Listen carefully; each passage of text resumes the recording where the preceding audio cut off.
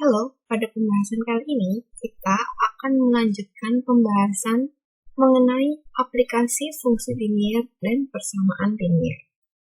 Sebelumnya, kita telah membahas mengenai fungsi linier maupun persamaan linier. Nah, kali ini kita akan mengaplikasikan apa yang telah kita pelajari tersebut ke fungsi permintaan, fungsi penawaran, keseimbangan pasar, fungsi biaya, fungsi penerimaan, dan analisis peluang pokok. Nah, untuk lebih jelasnya, mari kita simak pembahasan berikut ini. Yang pertama mengenai fungsi permintaan.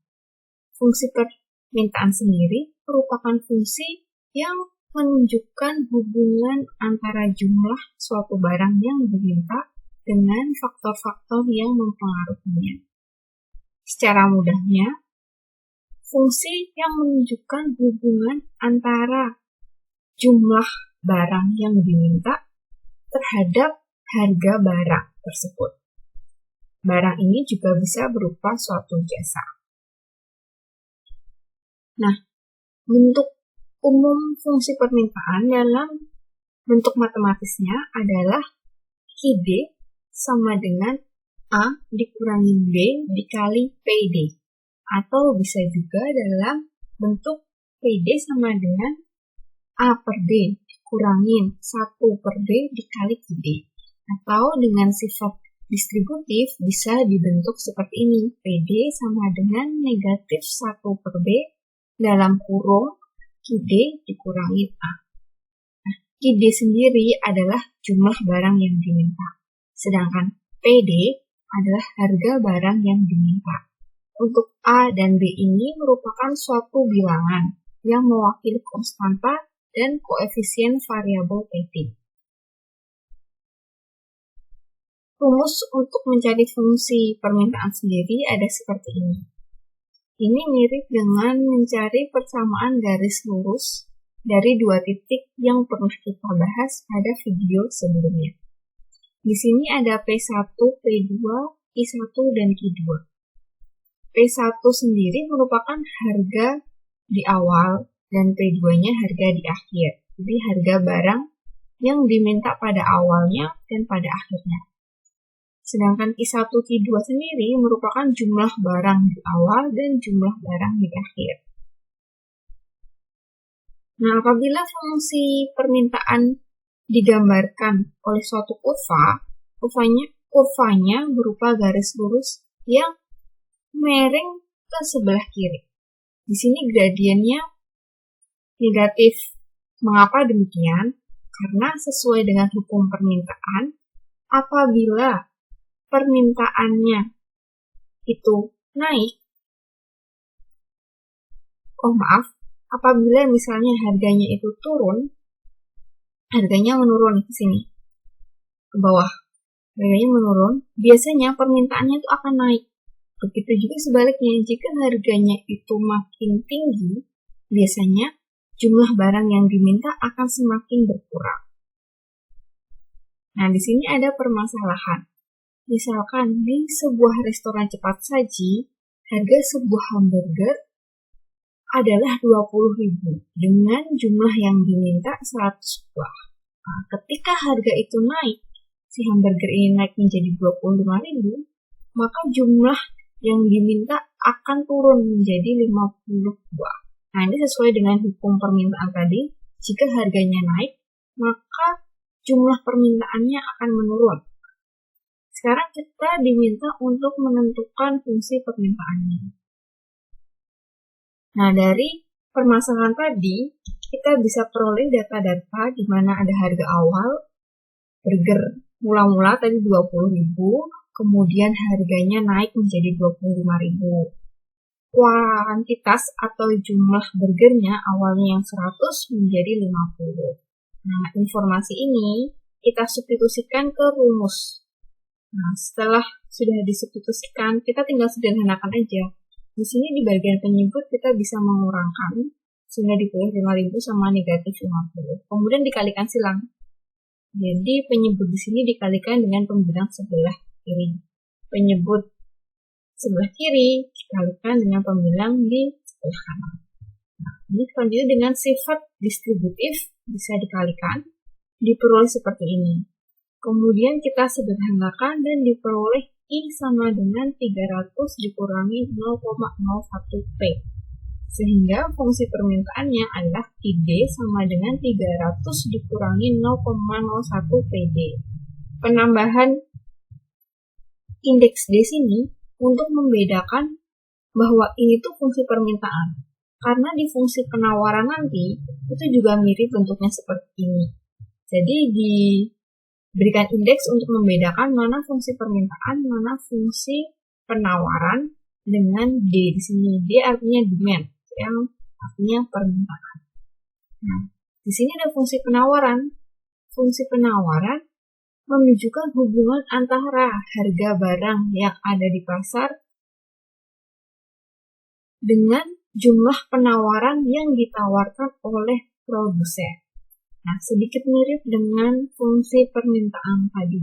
Fungsi permintaan kalau tadi kan hubungan jumlah yang diminta terhadap harganya. Nah, sedangkan di sini menunjukkan hubungan harga barang terhadap jumlah penawaran. Nah, jadi dibalik saja.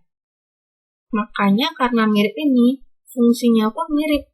Nah, ini juga mirip nih. Di sini ada S. Ada S ini mengindikasikan untuk membedakan dengan fungsi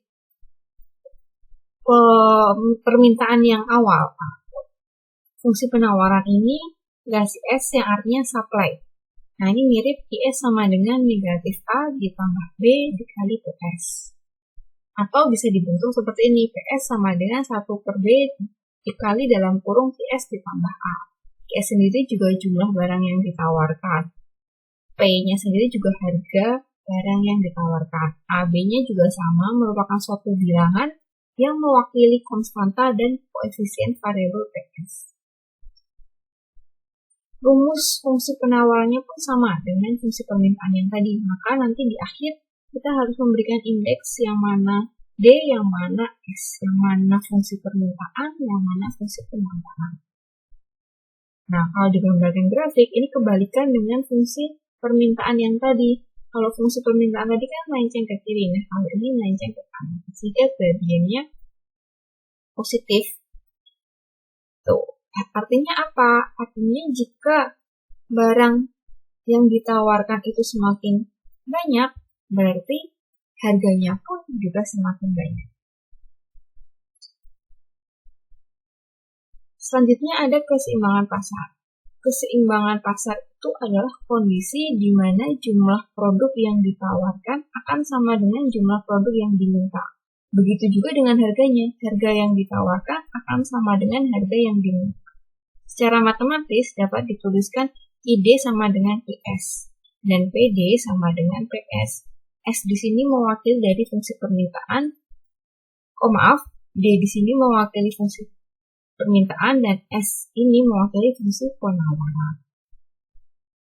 Nah, kalau digambarkan pada suatu grafik, keseimbangan pasar itu adalah titik temu, titik potong antara grafik permintaan dan grafik penawaran. Di sini titik keseimbangan pasarnya atau equilibrium price.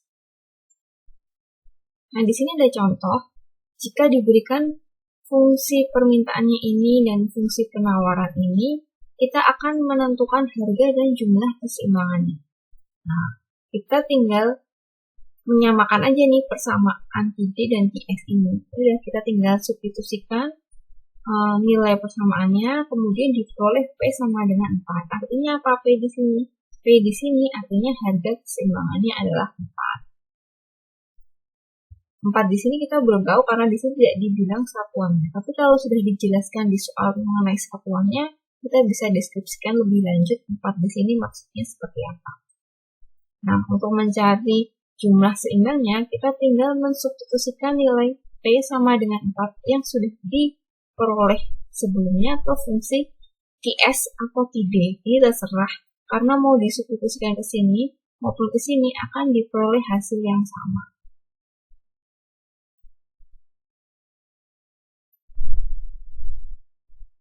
Kemudian kita ke fungsi biaya. Fungsi biaya sendiri atau bisa disebut biaya total itu terdiri dari dua biaya. Ada biaya tetap dan biaya variabel. Biaya tetap artinya biaya yang dikeluarkan itu tidak mengalami perubahan terhadap jumlah produksinya. Contohnya seperti biaya sewa tempat, gaji pegawai, dan biaya asuransi. Nah, sedangkan biaya variabel inilah biaya yang berubah-ubah sesuai dengan jumlah produksinya. Ini semakin banyak jumlah barang yang diproduksi, biayanya juga akan meningkat. Contohnya seperti biaya bahan baku, biaya kemasan, dan lain-lain. Untuk biaya tetapnya, secara matematis kita dapat nyatakan sebagai Fc sama dengan K. Dengan K ini suatu bilangan. Nah, karena tadi kan konstan, jadi dia tidak tergantung terhadap suatu variabel. Jadi, Fc sama dengan suatu angka nilainya nanti. Jika digambarkan oleh grafik, gambarnya itu garis lurus, berupa garis lurus. Karena dia konstan, tidak naik, tidak turun. Jadi, dia lurus saja. Nah, sedangkan fungsi variabelnya, karena dia tadi bergantung pada jumlah barang yang diproduksi, maka fungsinya dapat kita notasikan sebagai Fc sama dengan fungsi yang bergantung pada variabel P sama dengan AT, I-nya itu adalah jumlah barang yang diproduksi. Nah, kalau kita buat sebagai grafiknya, dia merupakan garis lurus ke kanan. Artinya apa? Semakin banyak barang yang diproduksi, maka biayanya juga semakin tinggi. Seperti itu.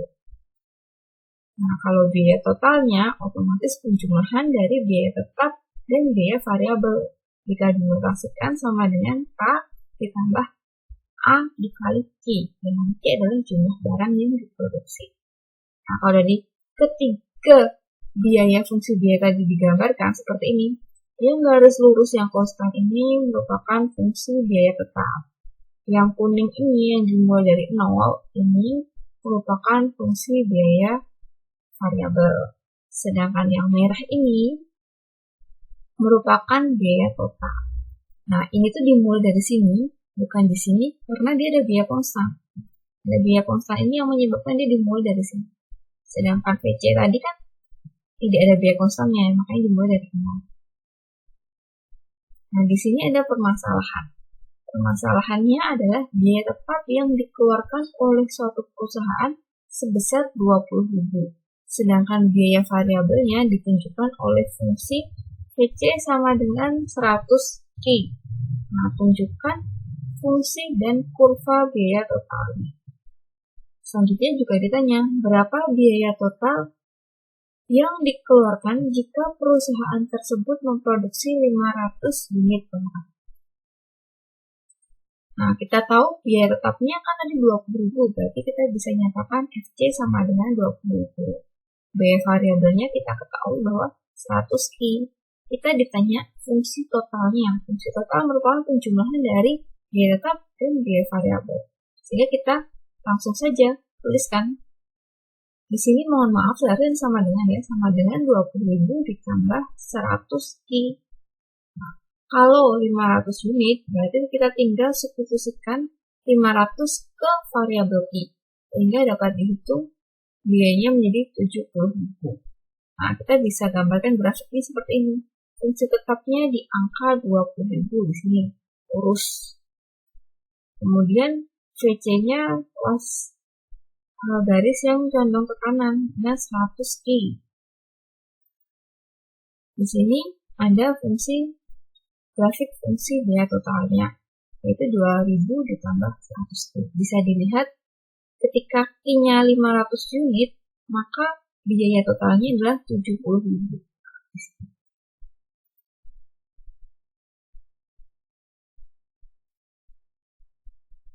Nah, sekian pembahasan untuk aplikasi fungsi linier dan persamaan linier. Terima kasih atas perhatiannya. Sampai berjumpa di video selanjutnya.